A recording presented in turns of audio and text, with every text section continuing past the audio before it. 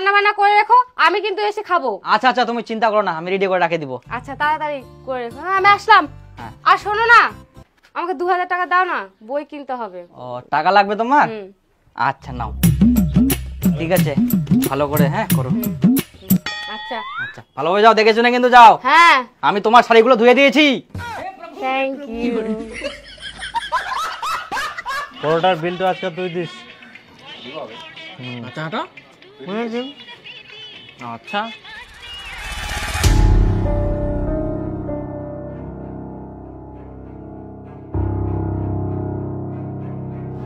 আচ্ছা দীপুর বুটো বলে চাকরি পাপ কি ইন্টারভিউ দিয়েছিল, এখন ফের দেখা পাই প্রত্যেক দিন যায় কোনা ভাই। চলো তো আজকে ফলো করি, কোনে যায়।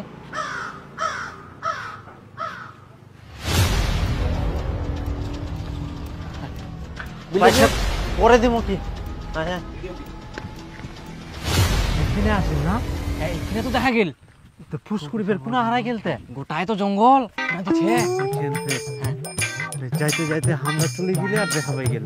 আস্তে আস্তে আস্তে দেখিস দেখিস দেখিস। নাই নাই নাই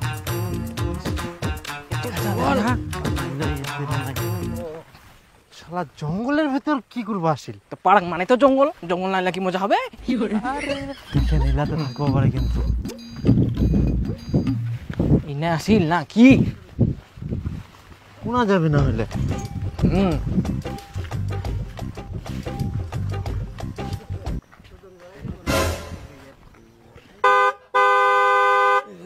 উড়ে হয় নাকি? হ্যাঁ ওটাই তো।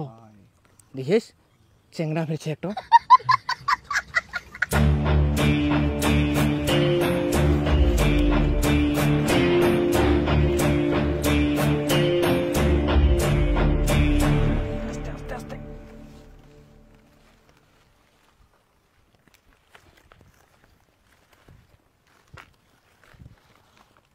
আজকে কোনো টাকা নিয়ে আসছো? নিয়ে আসবো না মানে? এই তো এই না, তোমার 2000 টাকা এনেছি। সত্যি তুমি যদি এভাবে আমার পাশে না থাকতে আমি যে কোন নর্দমায় পড়ে থাকতাম ভগবান জানে। ছি ছি, তুমি যে কেন এরকম কথা বলছো, খবরদার এরকম কথা বলবা না। শোনো না, আর কয়েকটা দিন তুমি এভাবে আমাকে হেল্প করতে থাকো, আমার চাকরিটা হয়ে গেলে তোমাকে পালিয়ে নিয়ে যাবো।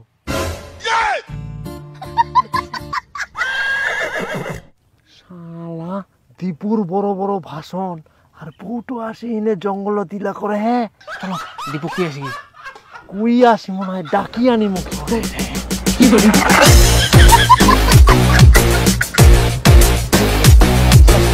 আরে এরকম করে পুরানি যান। চুপ চুপ চুপ, তুই বিশ্বাস করিস নিজে বেঁচে ভালো করে নিজে বুঝে যা।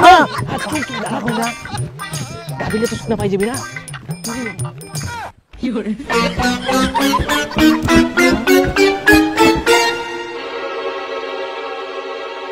দেখো এই খোলা পরিবেশে যদি আমরা আলোচনা না করি, না হলে পরিবেশের বিষয়গুলো কোনোদিনও বুঝতে পারবো না। আকাশের দিকে আমরা কিছুই দেখতে পাচ্ছি না, কিন্তু চারিদিকে ধূলিকণা ভাসছে। এই ধূলিকণা থেকেই সৃষ্টি হবে মেঘ, তারপর আসবে বৃষ্টি। বুঝতে পারলা?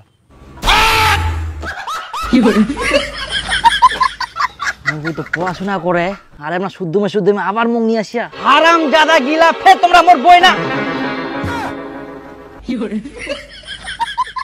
শালা মোর বইয়ের পিছনে লাগি পিটি পুড়িয়া আমরা পালালেন কেনে এবার? আবার ধরা পাইলে গাছত বান্ধি না শোনা নই মোর বউ কত ভালো, কতবার কোয়া যায় মোর বউ ভালো ভালো ভালো, তাও শালা মোর বইয়ের পিছনে পুড়িছে।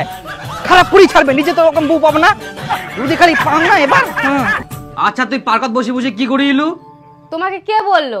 নিশ্চয়ই তুমি আমার পেছনে পেছনে গেছিলা, সন্দেহ করো আমাকে। না না, আমি আবার সন্দেহ করবো কেন? আর তোমার পিছন পিছন আমি যাবো কেন?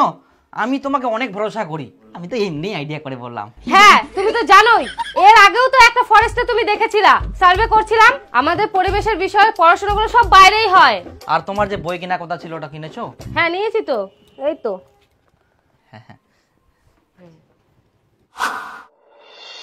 হ্যাঁ কি হয়েছে, এত আর্জেন্ট ডাকলে যে? আর একটা খুশির খবর, আমি কোম্পানিতে চাকরি পেয়েছি। তাই? হ্যাঁ।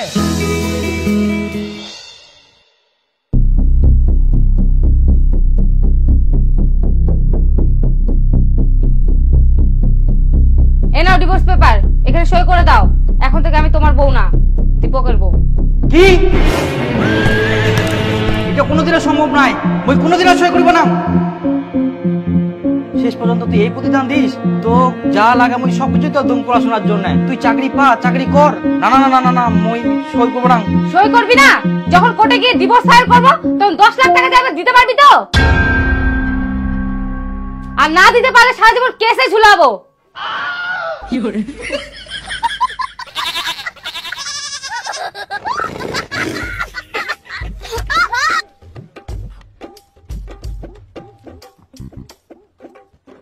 সই কর। কলম।